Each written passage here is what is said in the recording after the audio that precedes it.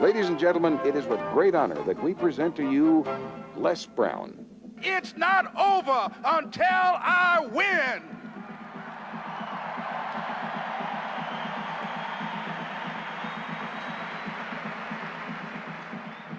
Repeat after me, please. It's possible.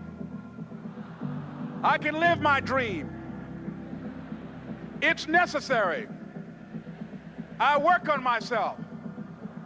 Surround myself with winners.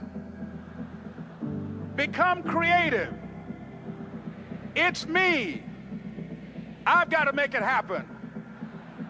It's not over until I win.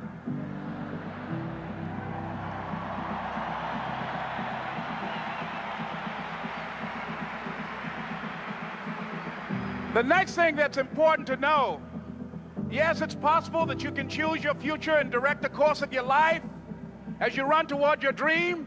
It's necessary that you have goals, that you write those goals down, that you plan, that you think constantly of how you can begin to improve what it is that you're doing. If it's your presentations, if it's your recruiting skills, whatever that is, it's also necessary that you look for ways to always find a way to pull it out when everybody else thinks that you're defeated. That you've got to take personal responsibility to know that in order to become successful, you've got to make it your personal business to do it.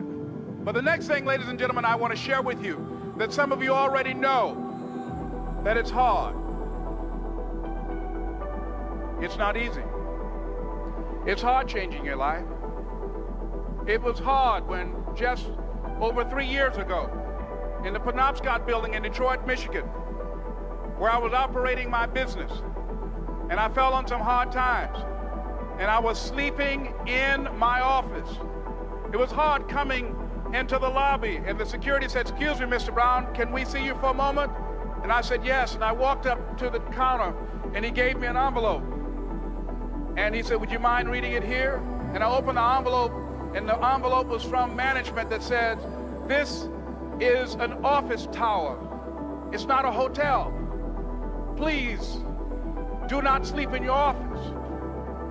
And I said, "Excuse me, sir." I said, "I just work long hours in creating my business. I'm an entrepreneur. And right now things are bad for me, but they're not going to be this way always. And I just asked for the opportunity to continue to operate like I'm doing. I'm not trying to make this my home." And it was hard coming through the lobby. And sometimes they would laugh. There's a guy talking about becoming successful. And look at him. He's bathing in the bathroom upstairs on the 21st floor. He sleeps on the floor. Him and 2 other dreamers up there. Look at him. It was hard, ladies and gentlemen, coming to speak to people. And I was facing financial difficulties in my own life. I was behind on my bills and my dreams, and I'm saying to them, you can live your dream. It was hard, ladies and gentlemen. It was very difficult to pick myself up each day believing that I could do it. There were times that I doubted myself. I said, "God, why is this happening to me? I'm just trying to take care of my children and my mother. I'm not trying to steal or rob from anybody. Why did this have to happen to me?" It was very hard. And here's what I want to say to you. For those of you that have experienced some hardships, don't give up on your dream. No one could have convinced me by holding on, by continuing to push forward, by continuing to run toward my dream, that one day I would have my own talk show. It's a long shot, ladies and gentlemen, from Liberty City, an abandoned building on a floor, never knowing my mother or father. It's a long shot. Being here with you today in this dome in Atlanta, it's a long shot. No college training, labeled educable, mentally retarded, but I kept running toward my dream.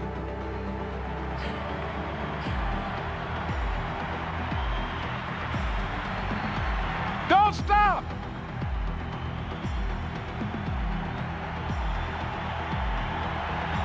Don't stop.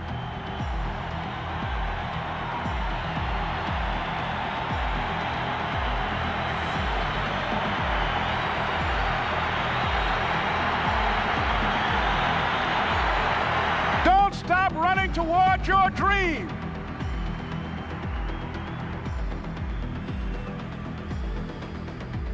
It's very important as you hold on to that dream. There are moments when you're going to doubt yourself. There are rough times are going to come, but they have not come to stay.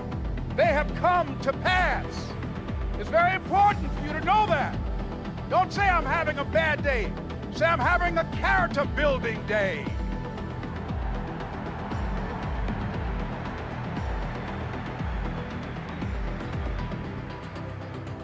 It's very important for you to believe that you are the one to make this happen. I remember this high school teacher, Mr. Leroy Washington, at the end of school one June, it was just a few days before we were supposed to leave, and I just got my report card, and it indicated that I'd failed history, and I'd failed English, and I would have to go to summer school.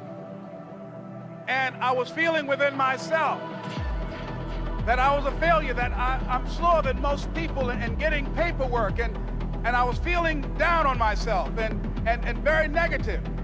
And Mr. Washington was giving a speech to the graduating seniors, and I was in 11th grade. And even though I wasn't supposed to be in there, I went in there because the speech he was giving, that speech was for me. And as he talked, my heart began to beat fast. Tears began to run by my eyes, and I was in the back just listening to him because he said, and he was a very dramatic man. I still talk to him to this day. He said, as graduating seniors of Booker T. Washington High School, I want you to know that you're blessed and highly favored, and that as you go toward the future, begin to know that you have greatness within you. And if just one of you here begin to envision yourselves as being blessed and highly favored to reach your goals, if just one of you capture the essence of what that means, that you have greatness within you and a responsibility to manifest that greatness, that you can make your parents proud, you can make your school proud, you can touch millions of people's lives, and the world will never be the same again because you came this way. And the students gave him a rousing standing ovation. And as he left the auditorium, I ran down the steps and I caught him in the parking lot. I said, Mr. Washington? He said, yes. I said, do you remember me, sir? He said, no. I said, my name is Leslie Brown. My mother, she works in the cafeteria here. I'm one of the twins, Leslie and Wesley. I said, Mr. Washington, but you know, I got these big dreams. I like talking to people. I love people. I said, I want to work with people, and I got this dream of buying my mama a home. Could I do that, Mr. Washington? He said, it's possible, Mr. Brown. And as he walked away, I called him again. I said, Mr. Washington? He said, what do you want now? I said, I'm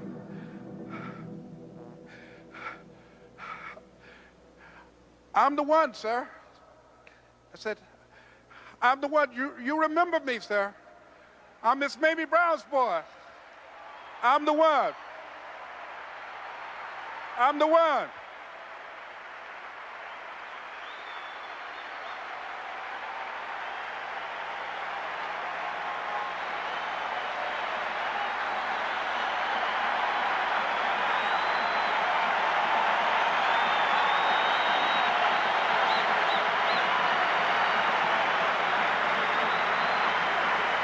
And you must feel that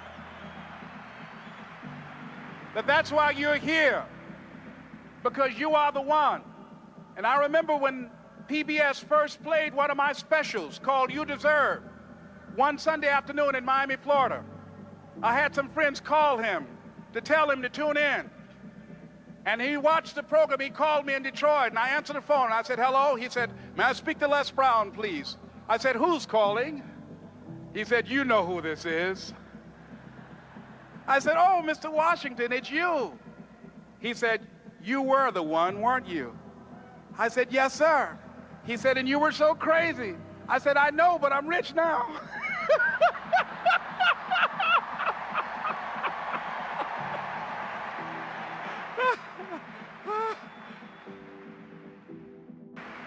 Ladies and gentlemen, It's not going to be easy. It was hard laying on the floor of the Penobscot building, looking out of the window, daydreaming, saying, Les, can you do this? Can you make this happen? I used to listen to tapes day in and day out about See You at the Top, my great friend Zig and Dennis Waitley and different other motivational speakers and Dr. Norman Vincent Peale and Dexter saying, don't let nobody steal your dream. I used to ask myself, can I do this? And something said within me, you're the one. You're the one. And let me tell you something, ladies and gentlemen. While you're here, and before you go back home to your respective cities and communities, write down at least 5 reasons on why you deserve your dream, on why you won't give up, what's going to make you unstoppable, why you must be unreasonable, because logical, practical thinking says you can't do it today. But if you want to produce unreasonable results in your life, like living your dream and taking charge of your destiny, you've got to be an unreasonable person. You've got to be an uncommon person. So write down the reasons of why you're here. My first major goal was to buy my mother a home. And let me tell you something, ladies and gentlemen. What will reasons do, Les? Nietzsche said, if you know the why for doing, you can endure almost anyhow.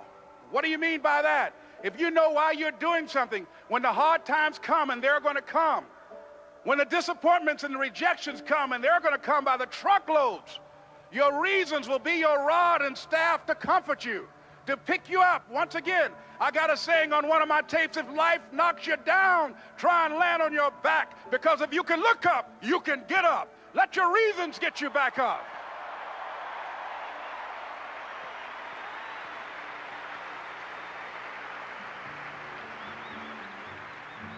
I remember when I bought the home for my mother, and she came out of the car. When I opened the door, I said, Mom, I think I know these people in this house.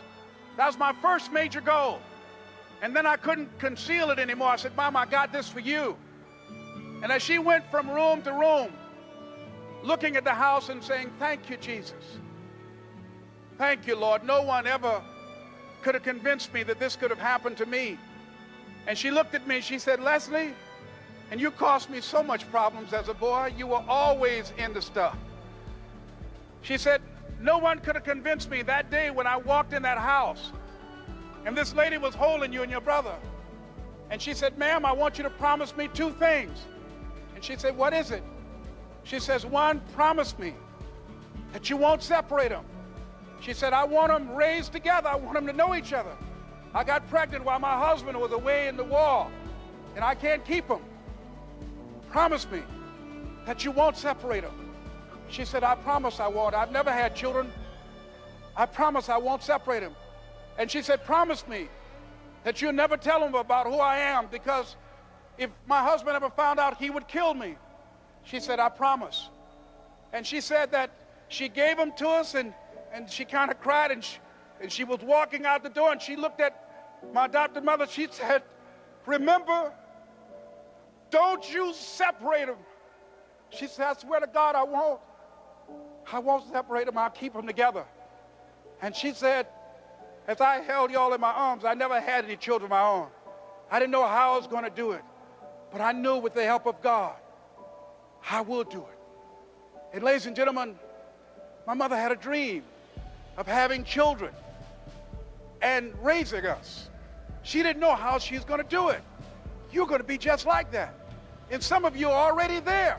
Well, you don't know how you're going to make this happen, but you just feel within yourself some way, somehow, with the help of God, I'm going to make it happen.